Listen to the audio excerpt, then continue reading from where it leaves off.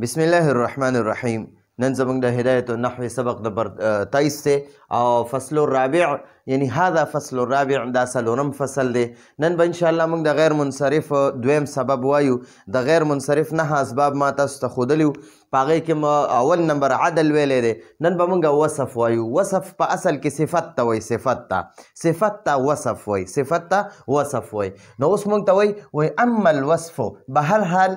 اما معنا به موږ وکړو بهر حال وصف یعنی صفت، بهر حال صفت فلا یجتمع اجتمع یجتمع معنا د جمع کېدل، فلا یجتمع نو هغه نه جمع کېږي. هغه دې کې د یجتمع کې هو ضمیر دی وصف ته راجع دی چې دا وصف نه جمع کېږي، وصف نه جمع کېږي. مع العالمیت عالمیت سره اصلا بالکل عالمیت سره، علم سره چې علم دا وګوره دا علم دی، علم ښه ګورئ د معرفي اوه قسمونه دي. اول نمبر پکې عالم دی. علم اسمونو ته وایي، اسمونو ته اسم ته وایي. نو دا وصف چې دی دا په عالم سره اصلا معنا ده بالکل نشي جمع کېدی. علم او وصف دا دواړه نشي جمع کېدی. وجه سره علم چې دی دا معرفه دی، علم څه شی دی؟ معرفه دی. او صفت څه شی دی؟ دا نکره دی. علم یو خاص معین سیز باندې دلالت کوي، یعنی معین یو خاص سیز طرف ته د پاره، علم د یو خاص سیز د پاره مقرر شوی وي او صفت د یو عام سیز د پاره. نو مونږ د علمی انداز کې وایي په علم کې تعیین دی، تعیین دی، معین دی. او وصف کې ابهام دی، ابهام خبره پکې پټه ده. نو دا وصف نکره دی او دا علمیت دا معرفه دی. نو یو سیز دا دغه دواړه نشي کېدی چې یاره دا یو سیز دی دا د معرفه هم شي او نکره دې هم شي، دا هېڅ کله هم نشي کېدی. اوس زید هلک دی زید، نو دا زید اوس علم دی، دا معرفه دی یعنی دا معین کس دی دا زید. او اوس کو زه ووایم رجل دا شجاع معنا ده بهادر. نو دا بهادر زید هم کېدی شي، بکر هم کېدی شي، احمد هم کېدی شي، محمود هم کېدی شي، محمد هم کېدی شي، هر څوک شجاع کېدی شي. نو دا شجاع چې دی که نه شجاع معنا ده بهادر، زړور بهادر. نو دا شجاع اوس دا وصف دی، دا صفت دی. او علم دی زید، نو دا زید اوس دا معرفه دی، علم دی. نو دا دواړه په یو سیس کې نشي ده چې دا زید دی علم هم شي او د همدا زید دی شجاع هم شي، نو دا دواړه نشي کېدی. ټیک شوه. نو ځکه وایي چې وصف نه دی، وصف دا عدل سره یو ځای کېدی شي، عدل او وصف دا دواړه یو ځای کېدی شي. خو دغه نه دی دا وصف او علمیت دا دواړه هېڅ کله هم نشي یو ځای کېدی. ٹھیک شو. عدل او دا عدل چې دی دا وصف علمیت سره نشي جمع کېدی. نو موږ ته وایي فلا یجتمع نو هغه نه جمع کېږي. هغه څوک؟ دا وصف مع العالمیت عالمیت سره اصلا بالکل، یعنی بالکل علمیت سره دا وصف نشي جمع کېدی. وجه څه ده؟ وشرطه اوس د دې وصف د پاره ما خو تاسو ته وجه وښوده که نه. وجه دا ده چې علم معرفه دی او وصف نکره دی. نو علم دا معرفه او نکره په یو سیس کې دواړه نشي جمع کېدی. ټیک شوه. نو وصف دا د علمیت سره بالکل نشي جمع کېدی. وشرط الوصف دا اصل کې دی وشرط الوصف. نو د وصف په ځای باندې رها ضمیر راوړو. نو موږ به د رها ضمیر معنا کوو. د شرط د وصف معنا، د صفت معنا. وصف څه ته وایي؟ صفت ته وایي. وصف صفت ته وایي. زه چې دا بار وصف کوم نو دلته ورته ما د وصف اول معنا وکړه چې وصف صفت ته وایي. وشرطه او د دې صفت شرط ان یکونه چې وي به وصفا صفت فی اصل الوضع په اصل وضع کې، یعنی په اصل کې جوړ کړی شوی به وي. دا وصف چې دی دا به په اصل کې هم د صفت دپاره جوړ کړی شوی وي. د دې شرط څه دی؟ د دې وصف شرط څه دی؟ چې دا به هم د صفت دپاره مقرر کړی شوی وي، دا به هم د صفت دپاره جوړ کړی شوی وي. وضع معنا ده جوړ کړی شوی، مقرر کړی شوی. اصل الوضع اصل کې په اصل کې به وضع شوی وي، اصل کې به جوړ کړی شوی وي، اصل کې به مقرر کړی شوی وي. وصفا صفت دا د دې وصف دغه دی شرط دی. وشرطه او د وصف شرط ان یکونه وصفا چې دا به صفت وي فی اصل الوضع په اصل کې، یعنی اصل کې به دا وصف نه دی، دا به په اصل کې هم د صفت دپاره مقرر وي. اصل کې به څه دپاره مقرر وي؟ صفت دپاره. ٹھیک شوه. یو سیز به هغه به همیشه د صفت دپاره مقرر شوی وي ټیک شوه لکه اوس وګورئ اسودو نه دی اسودو دا اسودو تور رنګ والا سیز ته وایي تور رنګ والا سیز نو دا تور رنګ نه دی دا صفت دی نو دا تور رنګ نه دی دا همیشه هم د دې سیز دپاره مقرر شوی دی اوس دا ما سره سور مارکر دی سور مارکر نو د دې مارکر دا سوروالی نه دی دا صفت دی او دا سوروالی همیشه په ده کې وي ٹھیک شو همیشه هم په ده کې وي نو دته موږ دغه وایو سور مارکر وایو نو دا اسودو نه دی اسودو کې دا توروالی چې دی که نه تور رنګ والا نو دا په دې کې صفت دی صفت دا وصف دی ٹھیک شو او دا همیشه په دې کې وي و ارقم څه ته وایي ارقم برګي سیز ته وایي برګ چې تور او سپین وي موږ ورته برګې وایو برګ سیز ورته وایو لکه ګورئ دا اوس دا بورډ سپین دی که نه په دې باندې ما دا تورې کرښې ووالې دې ته اوس وګورئ نو اوس دا ځای نه دی دا ځای تور هم دی او سپین هم دی تور هم دی او سپین هم دی تور هم دی او سپین هم دی نو دې تور او سپین سیز ته موږ برګ سیز وایو برګ سیز ٹھیک شو موږ ورته په پښتو کې وایو برګ او په عربی کې ورته ارقم وایي ارقم اردو کې ورته چت کبرا وایي چت کبرا ورته وایي چت کبرا برګ سیز ته وایي برګ چې تور هم وي او سپین هم وي ٹھیک شو نو ارقم تور رنګ او اسود برګ رنګ نو دا دواړه رنګونه په اصل کې وصف دي صفت دی صفت دا توروالی هم صفت دی او دا برګوالی هم صفت دی نو اوس که دا تور ته یو څیز د چا نوم کېږي که نه چې پلانې تور راغی تور راغی نو دا تور رنګ خو په اصل کې صفت دی که نه خو تا د چا نوم کېښودو نو بیا به هم دا غیر منصرف وي ٹھیک شو نو اسودو چې دی دا تور رنګ دی او اصل کې دا تور والی چې دی دا صفت دی او دا برګوالی هم صفت دی او همیشه دپاره د دې لپاره مقرر دی نو غیر منصرفین دا غیر منصرف دي وجه سره په اسودو کې نه دی اسودو کې یو وصف شو صفت دا توروالی صفت شو او یو دا وزن فعل دی د افعلو په وزن دی اسودو بر وزن افعلو یا اسودو بر وزن اکرمو دا قشن ارقمو دا ارقم چې دی برګوالی دی نو په ده کې دوه سببونه شو په اسودو کې هم دوه سببونه شو یو وصف شو دا توروالی دا وصف شو صفت شو او یو وزن فعل دی بر وزن اکرمو یا افعلو او دقه شان ارقمو دا برګوالی دی نو دا برګوالی یو دغه شو دا صفت شو او بر وزن اکرمو یا افعلو دا دغه شو وزن فعل شو ٹھیک شو نو دې کې دوه سببونه شو نو په اسودو کې هم دوه سببونه شو او ارقمو کې هم دوه سببونه شو نو غیر منصرفین نو دا غیر منصرف دی نو ګوره د غیر منصرف دپاره شرط دا دی چې ده کې به یا دوه سببونه وي ٹھیک شو لکه څنګه چې په اسودو کې اوس یو اسودو کې صفت دی توروالی او بل پکې وزن فعل دی نو دوه سببونه دي نو دا غیر منصرف دی نو په ده باندې به موږ تنوین هم نه وایو او حالت جر کې به پې زیر هم نه وایو ٹھیک شو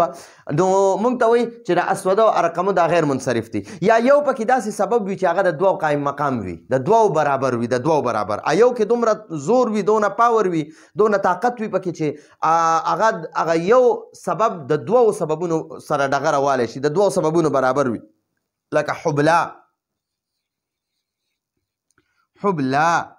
کبرا صغرا نو په ده کې دوه سببونه دي ٹھیک شو نه ده کې یو سبب دی خو د دوو قایم مقام دی اوس دغه شانتې مصابیحو نو دې ته منتهى الجموع وایي دې ته جمع منتهى الجموع وایي نو دا هم د دوو برابر دی او دا دغه دا کوم چې تانیث دی نو دا هم د دوو برابر دی ٹھیک شو نو دا غیر منصرف دی و ان سوارا او اگر چې سوارا شو دواړه شول اگر چې شول و ان او اگر چې سوارا شول اسمین اسم یو ته وایي او اسمین دوو ته وایي اسمین دواړه اسمونه للحیة د مار حیه مار ته وایي حیتن مار ته وایي للحیة د مار نومونه شو دا ارقمو د برګ مار نوم شو او دا اسودو د تور مار نوم شو خو دا اسودو او ارقمو دا په اصل کې صفت دي دا اصلي ذاتي دا صفتونه دي نو که دا ذاتي یو څیز صفت وي که نه او دا د چا نوم هم کېښودو نو دا به بیا هم غیر منصرف وي ولې چې دا خو اصلي صفت دی خو د چا نوم مقرر شو رستو د چا نوم مقرر شو اول دا صفت دی خو بیا دا صفت چې د رستو د چا نوم کېښودو نو دا صفت به بیا هم غیر منصرف وي ٹھیک شوه نو اول دا صفتو وروسته د مارانو نومونه شو تور مار او برګې مار دا دواړه ماران نو بیا هم دا غیر منصرف دي ښه لاصالتهما اصالت اصلیت ته وایي اصل ته وایي اصل ته هما معنا دا دواړه لکه ارقمو او اسودو لاصالتهما لاصالتهما د دې دواړو د اصلي کېدو د وجې نه دا لام چې دی دې ته مونږ لام سببیه وایو د دې معنی مونږ کوو د وجې نه اصالت اصلي ته وایي اصلي او هما معنا دا دواړه یعنی دا ارقم او اسود دواړه دا دواړه اصلي دي د دې وجې نه فی الوصفیت په وصفیت کې یعنی صفت کې دا دواړه اصلي دي دا دواړه په اصل کې صفت دي دا دواړه یعنی فی الوصفیت وصفیت کې یعنی صفت کې دا دواړه دا اسود او ارقم دا دواړه اصلي دي نو د دې وجې نه که دا د مارانو نومونه هم شو نو بیا هم دا غیر منصرف دي دا دواړه دغه دي په اصل کې صفت دي دا دواړه په اصل کې صفت دي لاصالتهما د دې دواړو په اصل کې کېدو د وجې نه په اصل کې کېدو د وجې نه فی الوصفیت په صفت کې یعنی دا دواړه په اصل کې صفت دي دا ارقم او اسود او ارقم دا دواړه په اصل کې صفت دي نو د دې وجې نه که چېرته دا دواړه د مارانو نومونه هم شي یو تور مار یو برګې مار نو بیا به هم دا غیر منصرف وي نو دا اول صفتو وروسته بیا د مارانو نومونه مقرر شو که چېرته دا وروسته اول د مارانو نومونه او وروسته بیا چېرته صفت مقرر شوی نو بیا به موږ ورته کتل چې دا غیر منصرف دی که منصرف دی واربعون دې ځای پورې یو خبره ختمه شوه د اسوده او د ارقمو خبره ختمه شوه چې موږ ته وایي چې وصف نه دی وصف دا علمیت سره بالکل نشي جمع کیدی او د دې دپاره شرط دا دی د دې وصف دپاره شرط دا دی چې دا به هم د وصف یعنی دا به هم د صفت دپاره مقرر کړی شوی وي او اسوده او ارقمو دا دواړه چې دي د اسوده تور رنګ ته وایي ارقمو برګ رنګ ته وایي دا غیر منصرف دي وان صار اسمین للحیة اگر که دا دواړه د مارانو نومونه هم شي که چېرته دا دواړه مونږ به دلته کې د اگر چې په ځای باندې به ولیکو کچرته پښتو کې به ولیکو کچرته شول اسمین دواړه نومونه للحیة د مارانو د مار ټیک شوه که چېرته دا دواړه د مار نومونه هم شول ٹھیک شوه یو د تور مار نوم شو یو د برګي مار نوم شو نو دا بیا به هم غیر منصرف وي وجه سره لاصالتهما د دې دواړو د اصلي کېدو د وجې نه فی الوصفیت په وصفیت کې یعنی دا دواړه په اصل کې صفت دي د دې وجې نه دا غیر منصرف دي که د مارانو نومونه هم وي بیا هم دا غیر منصرف دي اوس د دې پورې یو خبره ختمه شوه دې نه پس اوس بله خبره شروع کړي واربعون چې دی که نه اربعون اوس د دې خبره کوي واربعون او اربعون اربع څه ته وایي ګوره اربعون څه ته وایي دا د څلورو ته وایي څلور عدد دی عدد دا صفت نه دی دا عدد دی څلور څه شی دی عدد دی 1 2 3 4 واحد اثنان ثلاثة اربع یا واحد اثنان ثلاث اربع نو دا اربعون په اصل کې د دریونه بره او د پنځونه رښکته د یو عدد نوم دی اربعون دا د یو عدد نوم دی فی مررت بنسبة 40 په